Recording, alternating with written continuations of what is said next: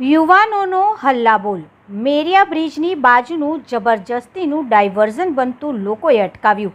છોટાઉદેપુર જિલ્લાના બોડેલીની મેરિયા નદીના ઉપર આવેલ નેશનલ હાઈવે 56 પર બ્રિજનો ટેસ્ટ પૂરો થઈ ગયો છે અને તેનો રિપોર્ટ પણ આવી ગયો છે। મેરિયા બ્રિજ તરીકે ઓળખાતા આ સ્ટ્રક્ચર પરથી 12 ટન વજન ધરાવતા વાહનોને પસાર થવા માટે હવે છૂટ આપી દેવામાં આવી છે। તે અંગેનું કલેક્ટરે જાહેરનામું પણ બહાર પાડી દીધું છે।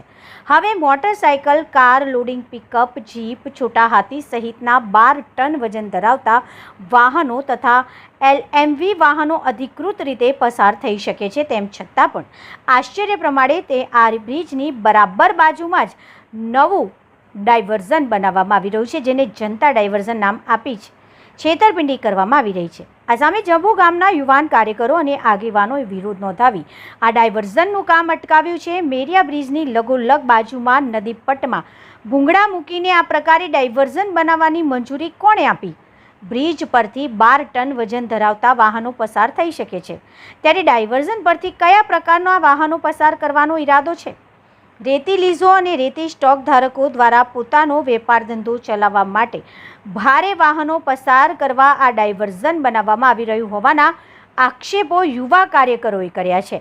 રેતીના ભારે વાહનો પસાર કરવા મેરિયા બ્રિજની બાજુમાંથી જ ડાયવર્ઝન માર્ગ બનાવાઈ રહ્યો છે। આ ડાયવર્ઝન પુલ ફાઉન્ડેશનથી થોડાક જ અંતરે નિર્માણ થઈ રહ્યું છે। National highway authority of India તંત્રની માલિકીનો આ પુલ છે। આ બ્રિજના પાયામાં ધોવાણ થતું હોવાથી ત્યાં ટ્રીટમેન્ટ પણ કરવામાં આવી છે। હાલમાં IIT મુંબઈના નિષ્ણાતો દ્વારા આ બ્રિજનું ટેસ્ટિંગ કરવામાં આવ્યું હતું।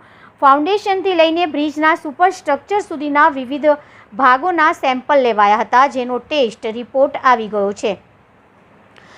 ટેસ્ટ રિપોર્ટનો આપણે એક વાક્યમાં કહીએ તો આ બ્રિજ નબળો જણાયો છે। તેના ફાઉન્ડેશનમાં પણ ખાસ ટ્રીટમેન્ટ કરવી જરૂરી છે। તો કોંગ્રેસના ભાગોમાં હનીકુંભ જણાયું છે, સળિયા સડી ગયેલા છે।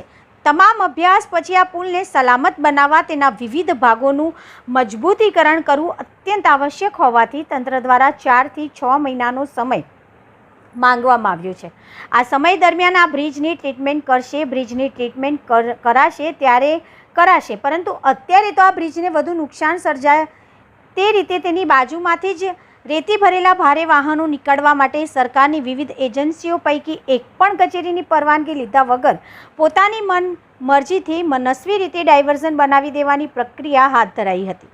સરકારની કોઈ એજન્સી કે તંત્રએ સરકારની પ્રોપર્ટીને નુકસાન થાય, બ્રિજને નુકસાન થતું અટકાવવા કોઈ પ્રયાસ કર્યા નથી, કોઈ નોટિસ ઇસ્યુ કર્યા નથી। આ કામ જાહેરમાં ચાલી રહ્યું છે, ત્યારે જંબુ ગામના યુવાન આગેવાન અને કાર્યકરો જાતે જ સ્થળ પર પહોંચીને હિટાચી મશીન તેમજ માટી ડમ્પિંગ કરતા હાઈવા ત્યાંથી ખદેડી મૂક્યા હતા અને આ કામને બંધ કરાવ્યું હતું। પાછલા 3 દિવસથી અમે અહીંયાથી અવર જવર કરીએ છીએ। અચાનક અહીંયા ટ્રકો આવી પડેલી છે તથા હિટાચી મશીનો આવી પડેલા છે તથા કપચી રેતી માટી કામ ચાલુ કરવામાં આવેલું છે। તો અચાનક અમે વિચારમાં પડી ગયા કે આ ચાલુ થઈ શું રહ્યું છે, કારણ કે જ્યારે અમારા ખેડૂત મિત્રોને જ્યારે જરૂર હતી, કેમ કે જંબુ ગામ તથા અમારા આસપાસના વિસ્તારમાં જે કેળો એ મુખ્ય પાક છે, જ્યારે ચોમાસામાં આ બ્રિજને ઓવરલોડિંગ માટે બંધ કરવામાં આવ્યો હતો મેરિયા બ્રિજ, તે સમય દરમિયાન આ બ્રિજ પર અમારા ખેડૂતોને એક પણ કેળાની ગાડી છરકવા દેવામાં આવી નથી। તેમ છતાં અમે અમારા કેળાનો જે દર વર્ષે 300 રૂપિયા 400 રૂપિયા મણના હિસાબે વેચાણ થતું હતું, આ સમયે અમારી કમરો ભાંગી પડેલી છે। આ વર્ષે અમારા કેળા 50 રૂપિયે મણ વેચવામાં આવેલા છે તથા બોડેલીના વેપારીઓ પણ કેટલી બધી અરજીઓ કલેક્ટરશ્રીને આવેદન પણ આપ્યા છે। અમારા ખેડૂત મિત્રો સંગઠન પણ એમને આ બ્રિજ પર ચાલવા માટેનું આપેલું છે કેળા માટે, પણ તે લોકોએ ચોમાસામાં કોઈ પણ જાતની અમને પરમિશન આપેલી નથી। તેમ છતાં ફક્ત ને ફક્ત આ રેતી માફિયાઓ માટે આ ડાયવર્ઝન બનાવવામાં આવે છે। હાલમાં આ બ્રિજમાં 12 ટન કેપેસિટી માટે ખેડૂતો માટે તથા વેપારીઓ માટે દરેક જણ માટે આ બ્રિજ ખુલ્લો કરવામાં આવ્યો છે, પરંતુ આ રેતીના સ્ટોકો જે એમના ગયા વર્ષથી સ્ટોક કરવામાં આવેલો છે રેતીના, અને એ રેતીનો સ્ટોક કેટલો કરવામાં આવેલો છે એ લોકોને પણ ખાણ ખનીજને પણ એની કોઈ માહિતી હોતી નથી। ઓવરલોડિંગ પણ હોય છે, તેમ છતાં આ લોકો ઊંચા ભાવમાં રેતીનું વેચાણ થાય તે માટે આ લોકો પોતાનો એક વૈકલ્પિક રેતી માટેનો એક વૈકલ્પિક રસ્તો બનાવી રહ્યા છે। આ વૈકલ્પિક રસ્તામાં આ લોકોને કોઈ પણ જાતની પરમિશન આપેલ નથી કલેક્ટરમાં જાહેરનામું, નથી જબુગામ ગ્રામ પંચાયતમાં કોઈ પણ જાહેરનામું, નથી તાલુકામાં કોઈ જાહેરનામું. આ રસ્તો એકદમ અંધારા ખાતામાં રેતી માફિયાઓ દ્વારા બનાવવામાં આવેલો છે અને એને અમને હાલમાં અમે સ્ટોપ કરાવી દીધો છે. અને આ રસ્તો બનવાથી કેટલીક જાનમાની હાનિ થશે એની જવાબદારી કલેક્ટર લેશે, તાલુકા પંચાયત લેશે કે કોણ જિલ્લા કલેક્ટર લેશે, એની કોઈ પણ જવાબદારી કોણ લેશે એની કોઈ નિશ્ચિત માહિતી નથી. અને આ ડાયવર્ઝન બનવાથી અકસ્માતનો ભય રહેલો છે.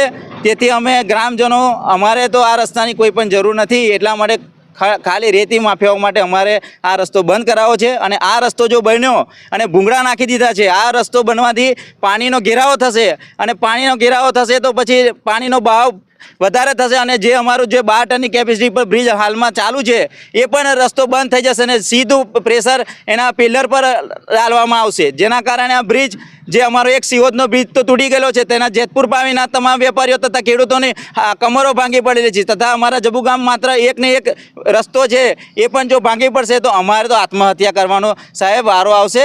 એટલે આ અમારી દરખાસ્ત અમે મીડિયાના મારફતથી કરવામાં આવું છું કે આ વૈકલ્પિક રસ્તો કાયમ માટે બંધ થવો જોઈએ અને ખેડૂતો માટે તો જાહેર રસ્તો ચાલુ જ છે.